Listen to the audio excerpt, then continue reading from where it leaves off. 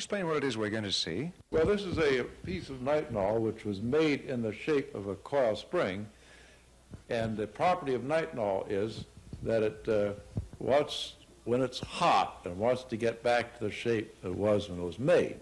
When it's cold, it's quite relaxed and will take any shape. This is now cold, and you see I can take it and stretch it out. So it was made in the shape. It was made in the shape that I showed you first. Now it's cold, I can stretch it. Here I have a glass of hot water, and if I just pour the hot water on this thing, you see what happens. There we are. Good as new.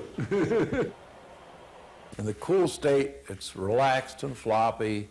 In the heated state, it remembers its former state. That's why you say it has a memory. So if you make the thing, if you make this piece of wire so it's straight when you made it, then when it's hot, it wants to straighten out. When it's cold, it's just as floppy as a wet noodle. You know, if you take one of these things and put it in hot, cold water and feel it in your hand, it's like a wet noodle when it's cold. When it's hot, it straightens out very suddenly. It's quite strong stuff. In a small workshop across from his office, he designed and built a wheel with nitinol loops hanging from the spokes. He calculated that if he filled a container with cold water and another with hot water, the loops of nitinol, moving from one bath to the other, would bend, then spring back, and that the sudden spring of the nitinol in the hot water would drive the wheel around, thus becoming the world's first solid-state heat engine. He was right.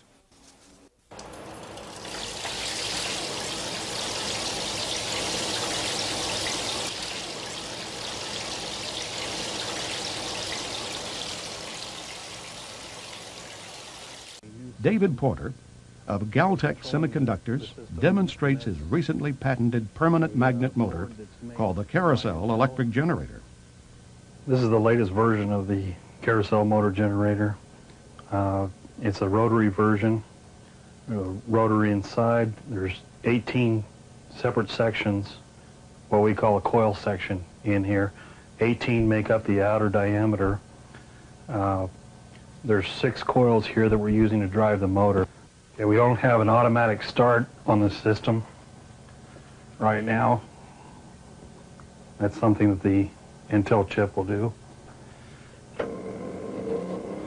We'll start it up at a pulse rate of approximately 13 pulses, which gives us a 16% duty cycle. It takes a while to spool up because, like I say, it works also as its own flywheel. So we build up the power gradually. The thing about this system is that everything floats on the magnetic field in there. You have very little internal friction. What we're doing is removing the energy from the magnet. The magnet has a specific life. They lose approximately 1% a year. So we're not actually trying to create energy from nothing. The system will not run forever. It's not perpetual motion. We use the amount of energy that is in the magnets. Once that energy is used up, the magnets can be taken out, they can be recharged. All we're doing is maximizing the efficiency of the electromagnetic flux density that's there to the production of electrical output. By stimulating the existing oscillations of space energy, his radiant energy device ran for days, putting out 50 kilowatts of electricity. His public demonstrations attracted newspaper coverage and scientists from Bell Laboratories and the Department of Agriculture's Rural Electrification Administration. Although no one could find evidence of fraud, neither could anyone explain how the radiant energy device worked.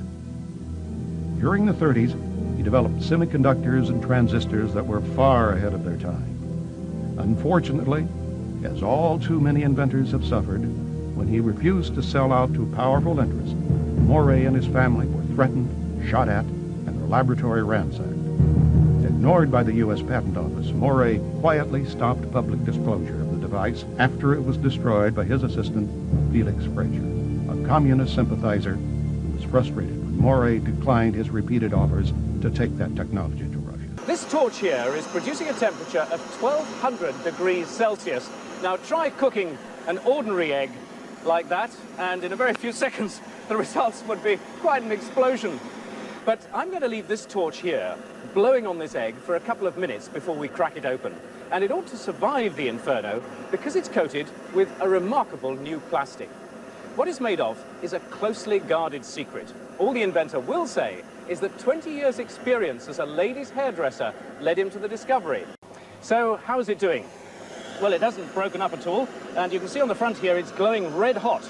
But just watch this. If I turn the flame off and remember that it was producing 1200 degrees Celsius, and I take that charred bit and I put it flat in the palm of my hand, it only just feels warm.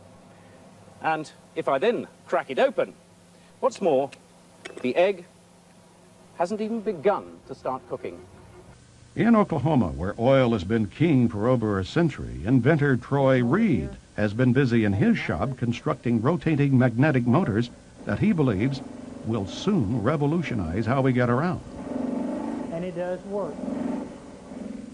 It's 150 volts. What we're going to do, turn off all the switches, make sure there ain't nothing plugged into it. There's the plug. There's your 110 volts. Motor still running. You can operate this table plumb around. Still got energy running. Nothing tied up in the back of it. Nothing on the floor. Rotate around, still running electricity. So we're looking, hoping this time next year that you'll be able to use it in your home.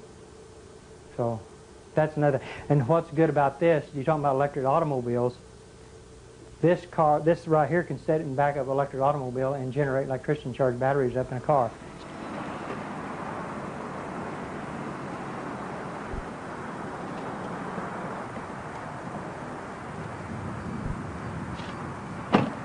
Beautiful automobile. You can drive it anywhere you want to. You don't pollute the air. All the other electric automobiles that I've actually seen has been nothing but this standard transmission. This is an automatic transmission car. There's not a whole lot of what you call junk, I would call, under cars. I've seen a lot of electric cars that had a lot of stuff in it. The only thing that this has a battery to run the radio, the blower. We've got two safety switches over here that can be mounted into an enclosed system, but we did this where you could see, where people can see this car with the technology. It's a safety switch system. This is a controller box, a Curtis control box. It cuts the amperage down.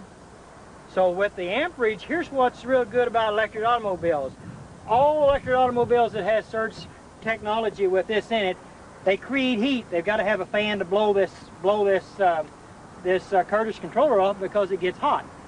We don't want that to get hot. We want to stay that cold, because once it stays cold, you save on all the computer chips that's in this controller.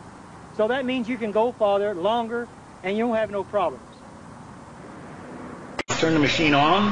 Denny KLEIN fires up his hot new invention. His machine emits a flame that feels only slightly warm to the touch. But watch what happens when he touches anything else. Instantaneously, I can burn a hole right down through the center of that brick. The flame instantly turns hotter than the surface of the sun. Heat so intense it takes only seconds to literally burn a hole through charcoal. 3 seconds turns a brass ball to glowing liquid metal. Tungsten lights up like a sparkler. Steel, lead, and other metal slices on contact. Yet the tip of the welder stays cool to the touch. No other gas will do this. Denny KLEIN uses an alternative fuel source once thought impossible. He says people still have trouble believing him when he reveals his liquid fuel. Water. Take water and electricity, and we break it down through our very unique electrolysis process. KLEIN has just patented his process of converting H2O to HHO, producing a gas that combines the atomic power of hydrogen with the chemical stability of water. It turns right back to water. You can see the water running off of this. KLEIN originally designed his water-burning engine for cutting metal. He thought his invention would replace volatile acetylene in welding factories. Then one day, as he drove to his laboratory in Clearwater, he thought of another way to burn his HHO gas. On a 100-mile trip, we use about 4 ounces of water.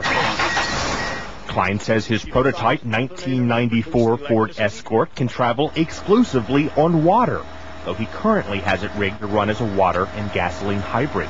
His numerous devices supposedly achieve super efficiency rates by recycling excess energy through closed-loop systems. I built the world's most efficient heat pump and developed it, and these are the evaporators for that heat pump right here. They're 8 feet high, 3 feet wide. Now, the refrigerant we put in here boils at 40 degrees below zero.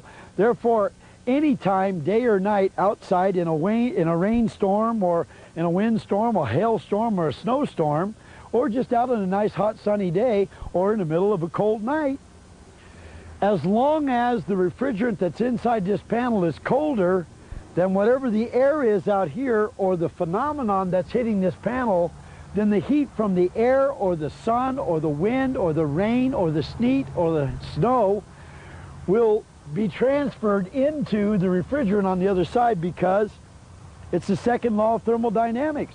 Hot goes to cold. So if this is the coldest thing outside, anything out there that touches it is going to give its heat to it. A little bit of heat goes a long way. That gas starts expanding like crazy, and as it expands, it then is drawn into the compressor, not through suction. I've got engineers and inventors that don't like to use the term suction, but through negative pressure. So as the compressor is creating this negative pressure, the gas is migrating to it. And so a compressor is a gas pump. It'll pump gas. And so the gas is being pumped by the compressor into the compressor, elevated in temperature. And even though if you touch this panel, it's ice cold to your hand, and if you touch the line going out of the panel, it's still ice cold to your hand. When it hits that compressor takes all the gas in this space, puts it in that space, elevates the pressure and the temperature. Going out of the compressor, do not touch that line whenever that thing is on, because it's 200 to 250 degrees hot. And so that's where we get the heat. All of the heat is transferred in here. We then use a compressor to take the relatively useless energy that we've got and elevate the temperature and pressure and make it very useful energy. Then that heat would be transferred later. This is something you won't see in the world market, because the oil companies, of course, don't want this on the market. It's just a wooden frame. It's got an auto switch on it right here, an automobile switch, which... I'm going to get closer. Okay, turns it off and on. I put a cover over it, a jar, to protect it. Now, it's compressed. The material in this is made of, one rod is made of 73 different elements. The other side is made of 74 elements. There's one additional element, and that's why one is negative and one is positive. The one builds up electrons. The neutrinos that strike the Earth 24 hours a day, and other things striking the Earth, the combination of them causes electrons to build up in one of these rods, and it depletes them in the other side, much like a solar panel works, very much like a solar panel. But a solar panel needs light 24 hours a day if you're going to use it 24 hours. Otherwise, it only works when the sun comes out. Now, this here, as you can see, very, very light, very light. Has practically no weight to it, but there's plenty of energy there. Now, as I run this up the rod, you can see. Let me get a little closer there. Okay. These are Christmas tree lights, 110 volts. This is a 25-watt bulb. 110 and 25 watts. Now, let's see what happens when we put that on. Now, of course, it won't be as bright, because this takes a lot of amperage, and the wattage. This here, the watts on this thing here is only about, right now, about 18 watts only, and this is 25 watts. Now, do the rods get hot? No, the rods don't get hot. The light bulb is hot. Yeah, because it's... it gets hot. Now, you need a very big battery to do that, if you want to do that with a battery. That's to show there's no power here as far as storage power. It stores a certain amount of electrons because it builds up. So we can show they're not like a solar panel. Now let's turn the switch on. So the power is now going from the bottom terminals through the switch here to the top here. Right, okay. Now we use these two terminals on here because sometimes at the cave site we used to use this to charge the big battery. You see? So that's why we put those terminals on there. Now let's black it out. See if we can still light it. See what I mean? You all right?